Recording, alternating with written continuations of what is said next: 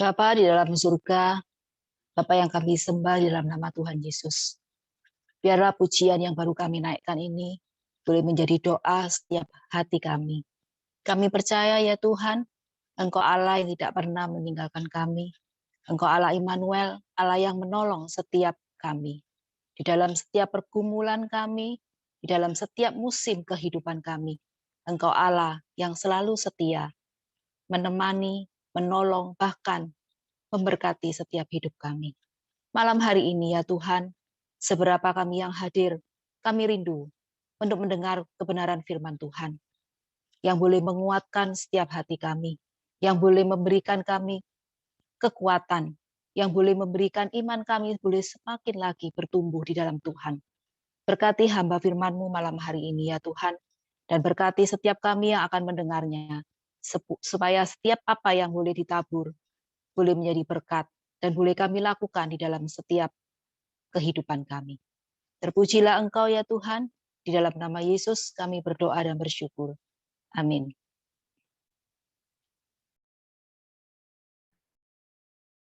Puji Tuhan, selamat malam Bapak Ibu sekalian yang dikasihi oleh Tuhan.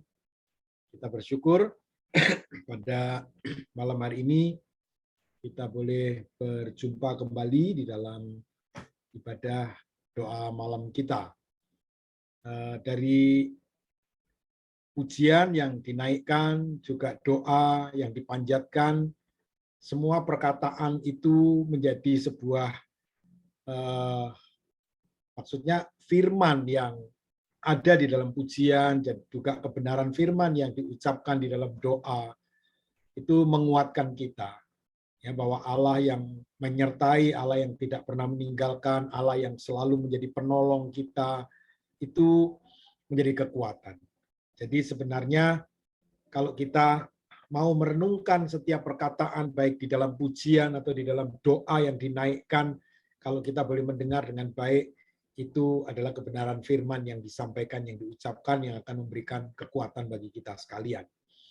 Nah, malam hari ini saya ingin merenungkan satu bagian kebenaran firman Tuhan sebelum kita nanti boleh sharing, boleh kesaksian, atau boleh mengungkapkan pergumulan yang ada supaya kita juga boleh saling mendoakan bersama-sama. Juga kita berdoa syafaat, nanti kita akan bersama-sama bersatu hati untuk memohon kepada Tuhan. Malam hari ini saya ingin merenungkan bagian kebenaran firman Tuhan di satu bagian ayat yang sangat terkenal di dalam surat Roma yang diucapkan oleh Paulus di dalam Roma pasal yang ke-8 ayat yang ke-28. Ini bagian ayat firman Tuhan yang begitu indah jikalau kita memahami, mengerti dan menjadikan kekuatan iman dalam hidup kita, maka kita akan terus boleh berjalan di dalam kekuatan iman yang begitu baik. Seperti pengalaman dari Rasul Paulus di dalam kehidupannya, sehingga di bagian ini dia mengucapkan sebuah kalimat dengan penuh keyakinan, dengan penuh kepercayaan iman. Dia mengatakan, kita tahu sekarang bahwa Allah turut bekerja dalam segala sesuatu untuk mendatangkan kebaikan bagi mereka yang mengasihi Dia, yaitu bagi mereka yang terpanggil sesuai dengan rencana Allah. Paulus tahu dan sadar betul bahwa Allah itu memiliki rencana di dalam setiap kehidupan manusia. Dia tidak pernah lalai untuk menyelesaikan semua apa yang diciptakan, dan semua ada di dalam kedaulatannya, semua ada di dalam kontrolnya, dan perencanaan itu sempurna di dalam kehidupan kita. Rencana Allah itu sempurna, cuman persoalannya adalah apakah kita bisa memahami rencana Tuhan itu. Kita bisa mengimani, mempercayai rencana Tuhan, ataukah kita bisa berserah kepada rencana Tuhan itu secara utuh, secara bulat mempercayainya. Nah, ini yang menjadi bagian pergumulan di dalam kehidupan kita. Nah, saya ingin kita memahami kalimat Paulus ini dengan satu peristiwa yang terjadi di dalam zaman hakim-hakim yang terjadi di dalam kehidupan seorang wanita yang bernama Naomi. Kalau kita membaca di dalam kitab Rut pasal yang pertama,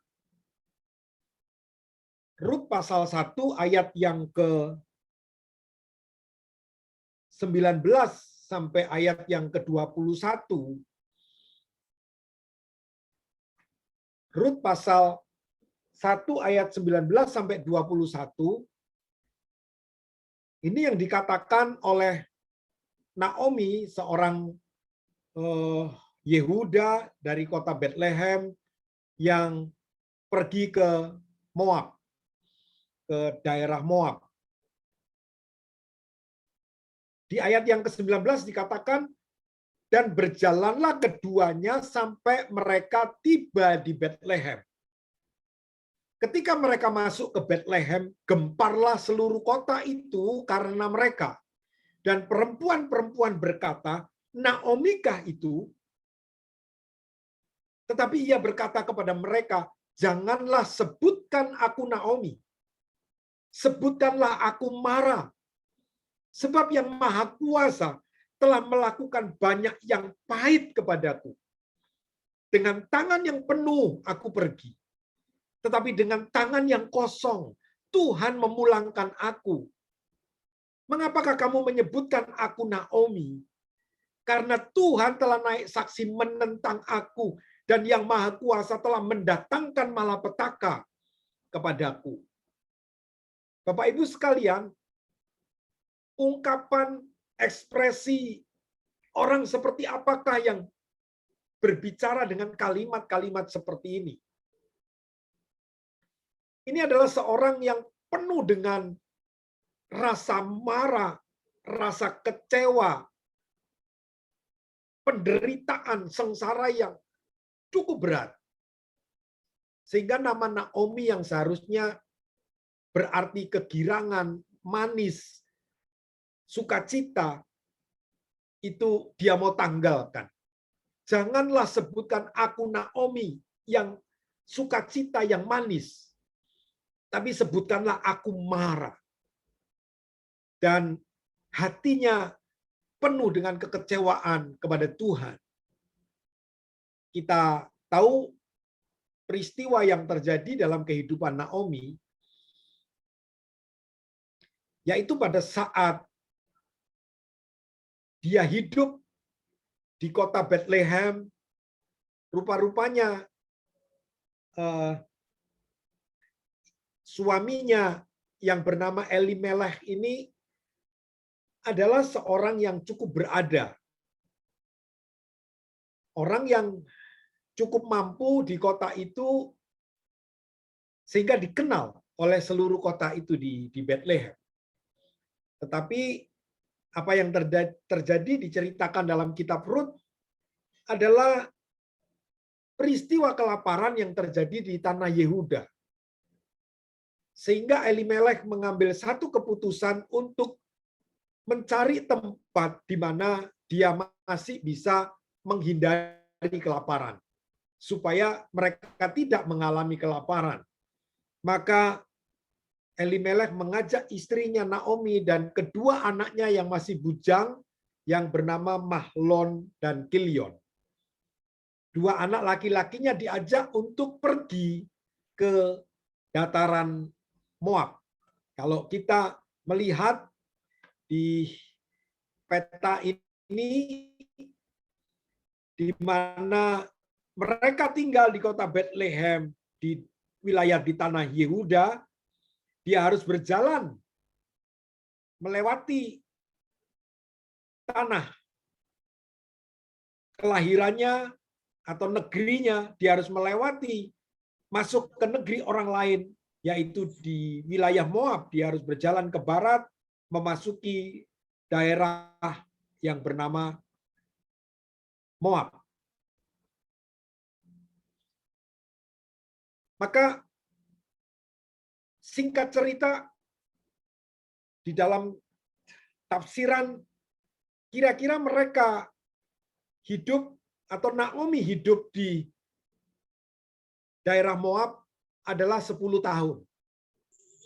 10 tahun dari Bethlehem pindah ke Moab, 10 tahun menjalani sehingga dia 10 tahun itu dia pulang kembali ke Bethlehem. Dalam kurun waktu 10 tahun itu dia kehilangan suaminya. Elimelech meninggal dan kedua anaknya yang menikahi dua perempuan Moab. Masing-masing menikahi mengambil perempuan Moab, yang satu bernama Orpa, yang satu bernama Ruth. Nah, dalam kurun waktu 10 tahun itu Naomi kehilangan 3 orang keluarganya. Keluarga inti karena itu suami dan 2 anak kandungnya. Maka tinggallah Naomi dengan 2 menantu perempuannya yang bernama Orpa dan Ruth. Bapak Ibu tahu, singkat cerita, mereka diminta untuk pulang ke rumah ibunya masing-masing karena Naomi melihat bahwa mereka masih punya masa depan, mereka bisa menikah lagi, dan mereka masih bisa menjalani kehidupan dengan lebih baik. Lalu mereka tidak mau meninggalkan Naomi, tetapi Naomi mendesak mereka. Akhirnya Orpa yang berpamitan untuk kembali ke rumah ibunya dan mungkin melanjutkan kehidupannya, mungkin dengan menikah lagi dengan orang Moab. Tetapi yang kita lihat, Ruth begitu melekat kepada Naomi, dia tidak mau meninggalkan Naomi. Lalu ada kalimat yang sangat terkenal yang mengatakan, aku tidak akan meninggalkan engkau. Karena Allahmu lah itu Allahku.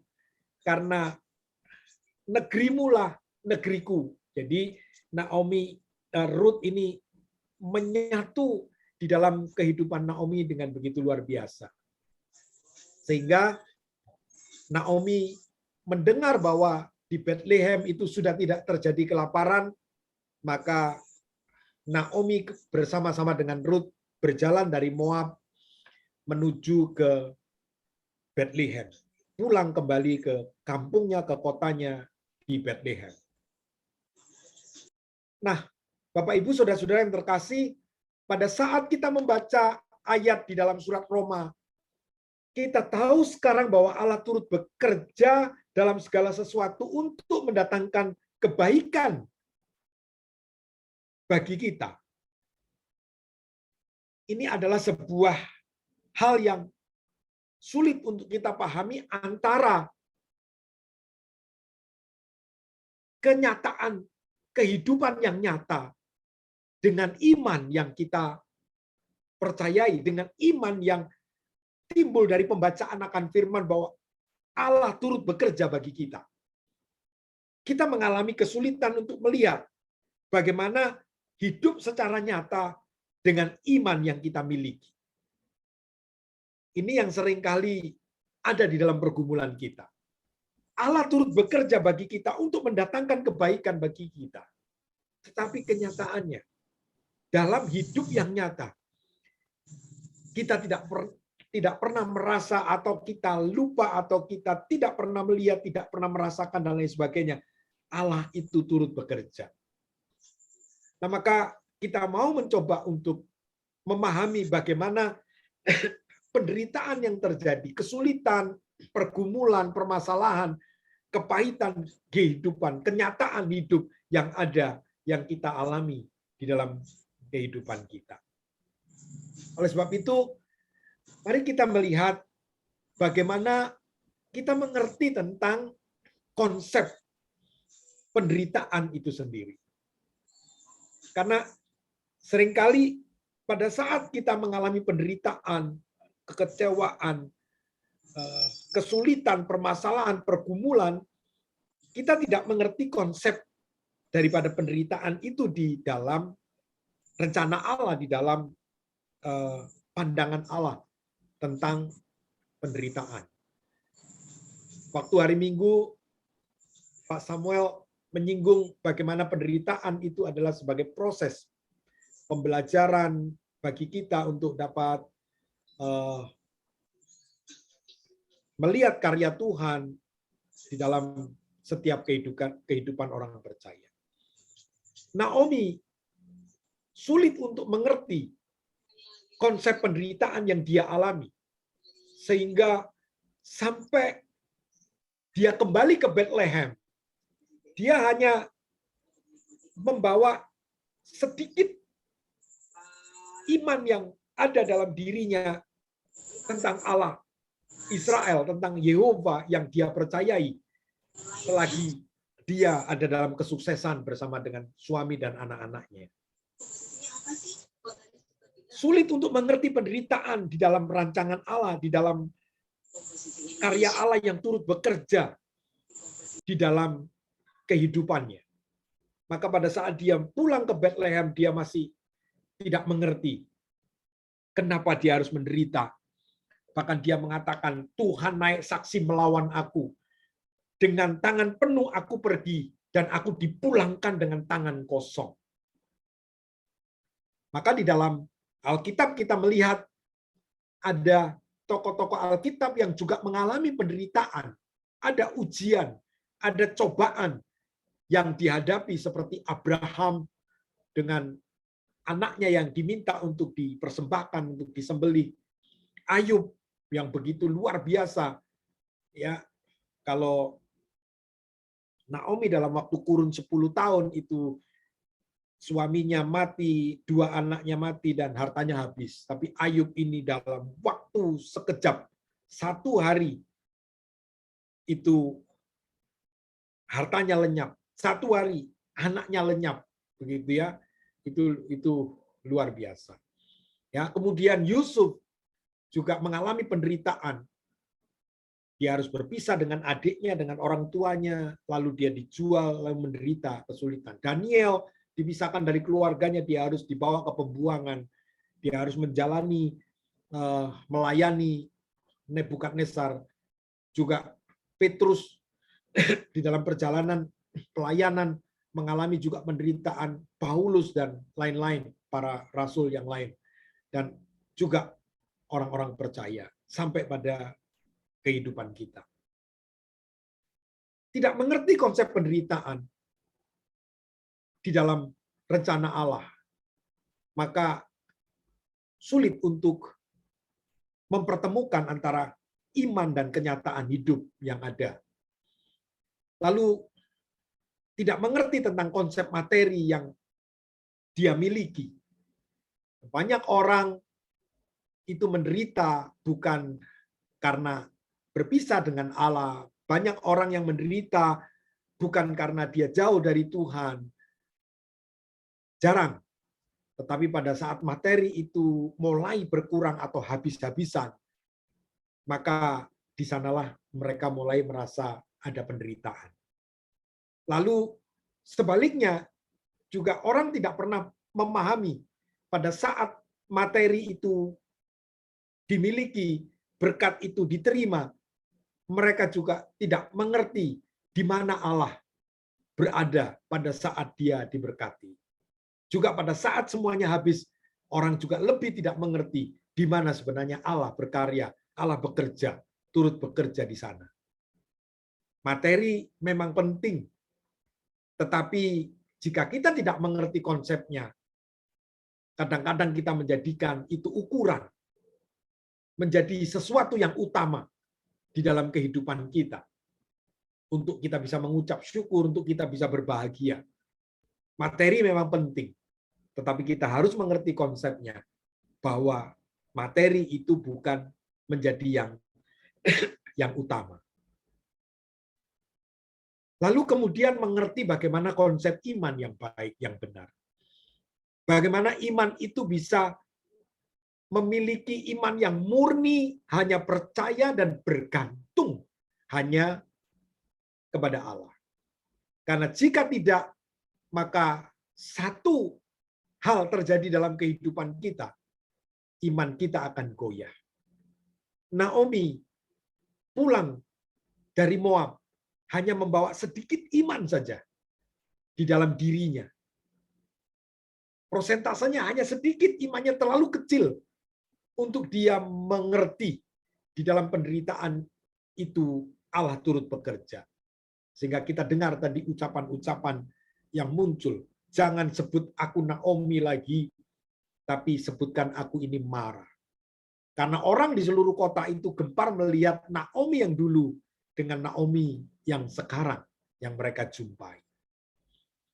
Lalu mengerti konsep tentang kedaulatan Allah. Naomi tidak mengerti konsep kedaulatan Allah. Dia menyesali kenapa suaminya dan kedua anaknya mati. Kadang-kadang kalau kita tidak mengerti tentang kedaulatan Allah ini, tidak kita pahami konsep kedaulatan Allah ini, terkadang-kadang kita menyesal. Kenapa ini terjadi? Mungkin secara pikiran Naomi, kalau suaminya saja meninggal, bolehlah. Tapi dua anak ini yang sudah mempunyai istri, kenapa dia harus meninggal? Kenapa dia harus mati? Ya kalau boleh saya atau suami saya meninggal, enggak apa-apalah. Tapi jangan dia, anakku yang masih muda itu meninggal. Kadang-kadang kita memikirkan, kenapa seharusnya yang tua ini saja yang mati, kenapa anak-anak yang masih muda, yang masih jauh perjalanan hidupnya itu mati? Kadang-kadang ada orang berpikir, kenapa suamiku harus mati? Kenapa istriku harus mati? Pada saat anak-anak masih kecil, umpamanya seorang istri ditinggalkan suaminya, kenapa anak-anakku belum besar, suamiku? Tuhan panggil. Atau kalau anaknya sudah besar, suaminya mati, juga ada kalimat yang muncul.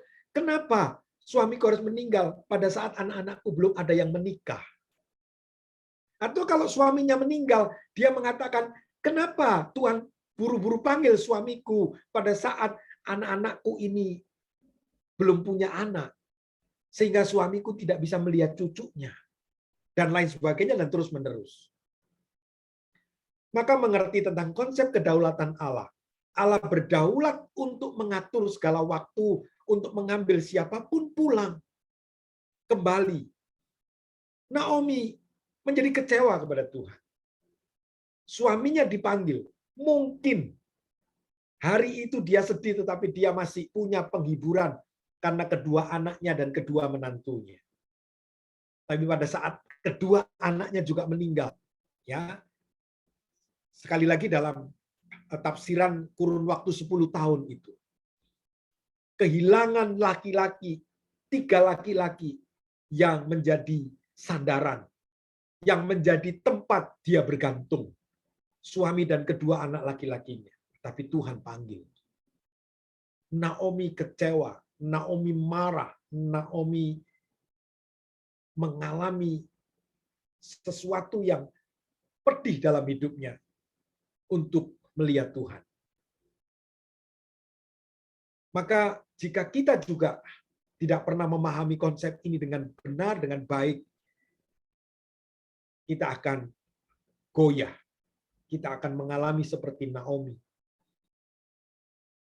Karena Tuhan memberikan penderitaan. Karena Tuhan yang memberikan pergumulan ini di dalam hidupku. Maka jika kita mengerti konsep ini dengan baik, maka kita harus mengatakan bahwa Allah itu tidak mencobai umatnya untuk jatuh dalam dosa. Jika Allah itu menguji, Allah itu mencobai, katakan mencobai dalam arti mengizinkan pencobaan itu terjadi dalam umatnya. Tidak ada dalam rencana Allah itu seperti yang dikatakan Naomi bahwa Tuhan mendatangkan malapetaka. Tuhan mengizinkan itu terjadi dalam umatnya. Bukan untuk umatnya itu jatuh ke dalam dosa.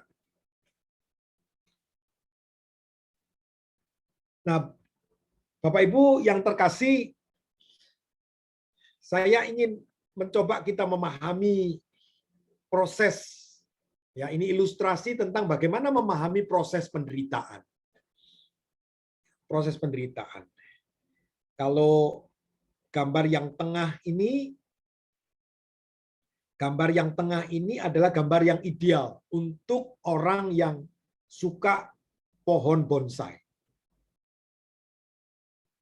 Ini pohon miniatur yang sempurna, yang pasti harganya cukup mahal.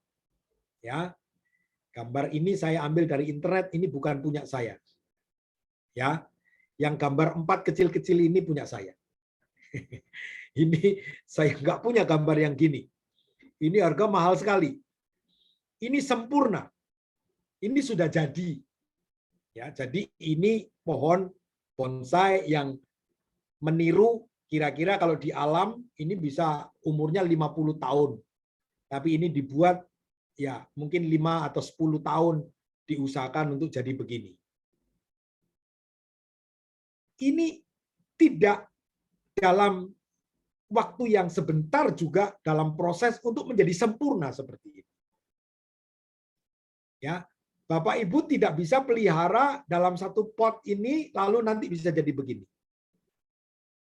Ini membutuhkan waktu yang sangat panjang, ya. Yang awalnya itu dia harus dibiarkan tumbuh sampai mungkin 2-3 meter panjangnya. Ini dibiarkan panjang terus. Supaya apa? Supaya bisa menghasilkan porsi yang tepat antara batang utama dengan cabang, lalu anak cabang, lalu ranting-ranting. Jadi proporsional. Nah, ini membutuhkan waktu yang lama, dia harus dilos panjang sampai dia memenuhi syarat ukurannya. Lalu apa yang terjadi? Kemudian harus dipotong. Harus dipotong. Jadi untuk mendapatkan cabang yang baru, mendapatkan cabang yang lebih banyak, dia harus dipotong seperti ini. Dia harus dipotong supaya muncul cabang yang baru. Jika tidak dipotong, dia tidak akan muncul cabang yang baru. Sebenarnya yang sekecil ini belum waktunya untuk dipotong, dia harus dibiarkan sampai panjang. Ya, dan tidak boleh ditanam di pot, dia harus ditanam di tanah yang tanah di ground gitu ya, di bawah, tidak ada potnya. Nah, kemudian untuk menghasilkan cabang juga harus mengalami pemaksaan. Dia harus ditekuk sedemikian rupa supaya di dalam proses yang dipaksa mungkin ada pecahan-pecahan dari batang kecil ini lalu kemudian muncul. Jadi di titik-titik ini karena dipaksa untuk dia ditekuk, maka di dalam tekuan-tekuan, di tekuan-tekuan ini dia akan muncul tunas-tunas yang baru. Jika tidak ditekuk, dia tidak akan muncul. Dia akan loss begitu saja terus jalan. Atau jika tidak, dia harus disayat untuk diokulasi. Ya, ini disayat, dipecah untuk dimasukkan. Ya, ini entresnya harus dimasukkan, ya, lalu diikat supaya dia nyambung. Ya, ini pohon yang berbeda, ini pucuk yang berbeda dari jenis yang berbeda, tetapi bisa diokulasi, jadi bisa. Ya, jadi saya sambung. Jadi pohon ini punya 3 daun yang berbeda. Ya, 3 daun yang berbeda. Daun aslinya, lalu 2 okulasi dari daun yang berbeda. Ya, ini jenis ficus atau beringin. Atau jika ingin mendapatkan batang yang besar, seperti ini dia harus dilukai. Ya, ini besar di atas ini karena bekas luka-luka dari wiring itu, kawat. Ya, untuk membentuk sehingga membekas, sehingga dia menjadi bengkak lalu membesar. Untuk menyamakan besarnya itu, mau tidak mau dia harus dilukai untuk menjadi besar. Nah, jadi ini ilustrasi bagaimana hal yang terjadi begitu indah yang sempurna ini menjalani proses yang tidak sebentar. Ya, ini proses cuttingnya mungkin lebih dari 5 kali, mungkin 10 kali. Harus di cutting, dibiarin lagi tumbuh, ada harus dipotong-potong yang tidak perlu, dibiarkan tumbuh, dipotong lagi dan lain sebagainya. Ini punya proses seperti itu. Nah, kenapa saya ingin menceritakan bahwa sering kali dalam kehidupan penderitaan kita harus mengalami pemotongan-pemotongan, kita harus mengalami pemaksaan supaya arah daripada batang-batang ini, cabang-cabang ini sesuai dengan arah yang kita inginkan, yang mau kita bentuk, diarahkan, dipaksa ya dengan wiring seperti ini. Ya, di wiring jadi dipaksa untuk arahnya itu sesuai dengan kemauan dari sang pemilik. Ini yang kita dapat coba pahami dalam kehidupan kita. Mungkin ada bagian-bagian yang harus dikerat, seperti yang dikisahkan oleh Tuhan Yesus, yang dicatat oleh Yohanes pasal 15, yang menempel pada pokok anggur, dia harus dibersihkan, ranting-ranting yang tidak berguna harus dipotong untuk mengurangi nutrisi yang sia-sia, yang ke ranting-ranting yang tidak berbunga dan berbuah. Dia harus dipotong supaya nutrisi itu bisa berkonsentrasi kepada ranting yang baik, ranting yang bakal menghasilkan buah yang bagus. Jadi dalam kehidupan kita, kalau kita mengalami penderitaan, bagaimana sebenarnya sang penjunan, sang pemilik, Allah yang mulia itu sedang membentuk kita untuk menjadi serupa dengan Kristus dengan nilai yang tidak terhingga dalam kehidupan kita. Puji Tuhan. Maka jika kita belajar dari kitab Rut, maka kitab Rut ini merupakan contoh yang indah tentang bagaimana Allah dapat mengambil situasi yang dalam keadaan putus asa dan bisa mengubahnya menjadi sesuatu yang agung. Kalau kita tahu ceritanya nanti bahwa di dalam ketidaktahuan Naomi, maka dalam berjalannya waktu, akhirnya dia bisa kembali ingat ada Boas yang dari kaumnya, yang sebenarnya bisa menebus Rut untuk bisa dinikahi dan untuk bisa memberikan kehidupan yang layak.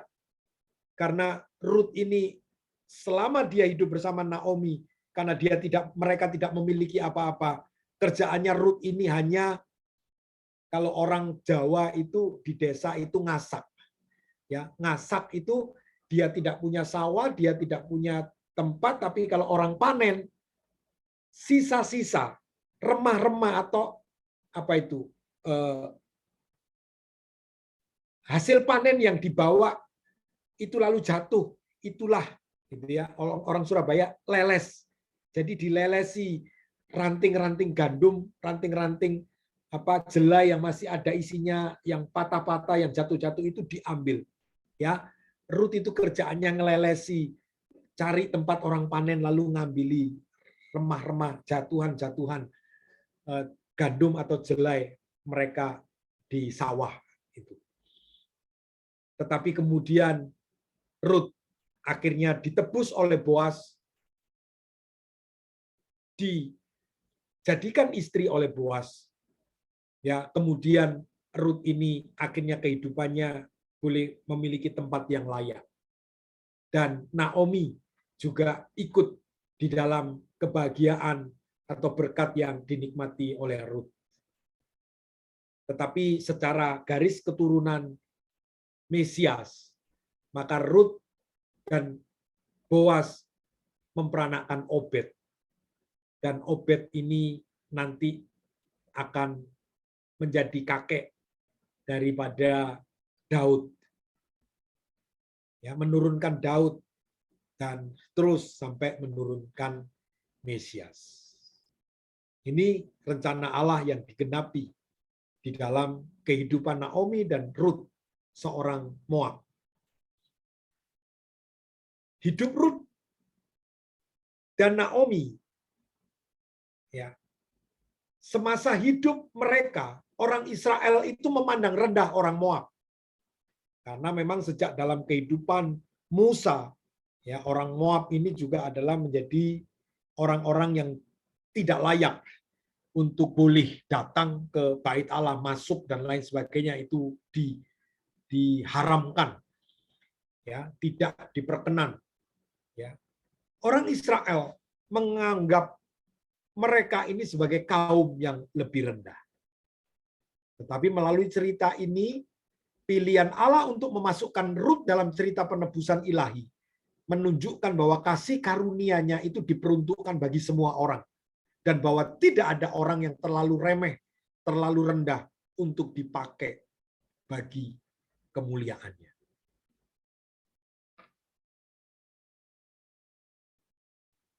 Yang terakhir, Bapak Ibu, bagaimana jika kita mengerti konsep penderitaan, konsep materi, konsep iman, konsep kedaulatan Allah dengan benar.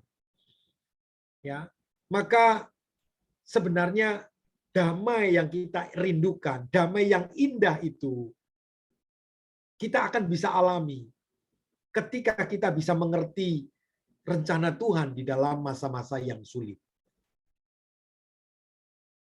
Damai itu indah ketika kita bisa mengerti rencana Tuhan di dalam masa-masa yang sulit. Yang kedua, dari kitab ini kita belajar untuk mengerti pimpinan Tuhan di masa-masa sulit. Kita harus belajar berdiam. Dan tidak langsung meluapkan emosi yang tidak kudus, yang tidak suci ketika kesulitan itu datang. Berapa banyak kita tidak terkontrol oleh karena kesulitan yang datang, penderitaan, pergumulan yang kita alami, lalu kita mulai meluapkan emosi. Seperti apa yang disampaikan oleh Naomi. Dia kecewa terhadap Tuhan, terhadap Allah, dan dia mengatakan Allah mendatangkan malapetaka, Allah mendatangkan kesulitan. Dipulangkannya aku dengan tangan kosong. Lalu yang ketiga, semua hal yang terjadi dalam hidup kita harus dikaitkan dengan ketaatan ketika kita melewati apapun yang terjadi dalam kehidupan kita.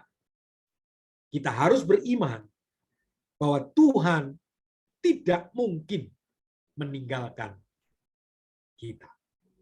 Maka Paulus mengatakan bahwa Allah itu turut bekerja dalam segala sesuatu. Dalam segala sesuatu. Berarti kita harus memahami di dalam real life berkat yang datang ataupun kesulitan yang datang, kita tahu di mana posisi Tuhan itu ada. Kita harus dengan penuh ketaatan melewati itu semua dengan iman yang murni, yang hanya bergantung, bersandar kepada Tuhan, dan percaya dengan sungguh bahwa Tuhan tidak mungkin meninggalkan kita, melainkan Dia turut bekerja untuk mendatangkan kebaikan bagi kita. Kita harus percaya tidak ada rencananya yang gagal, tidak ada rancangannya yang mendatangkan kecelakaan. Puji Tuhan, kiranya firman Tuhan ini boleh memberkati kita semua. Mari kita tundukkan kepala untuk berdoa untuk firman Tuhan. Bapak Surgawi, terima kasih. Kiranya persekutuan kami malam hari ini boleh diberkati oleh Tuhan, boleh dilawat oleh Tuhan.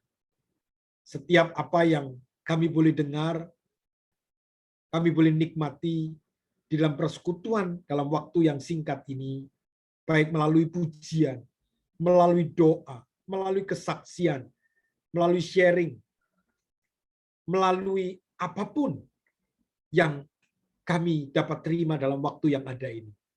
Kiranya Tuhan menguatkan setiap kami. Tuhan menolong untuk kami memahami apa yang terjadi di dalam kehidupan kami. Kuatkan iman kami Tuhan. Tumbuhkan iman kami, teguhkan kami, sehingga kami dapat memahami bahwa Engkau Allah yang senantiasa beserta, turut bekerja di dalam segala perkara untuk mendatangkan kebaikan bagi kami. Terima kasih, kami naikkan syukur kami di dalam nama Tuhan Yesus Kristus. Amin.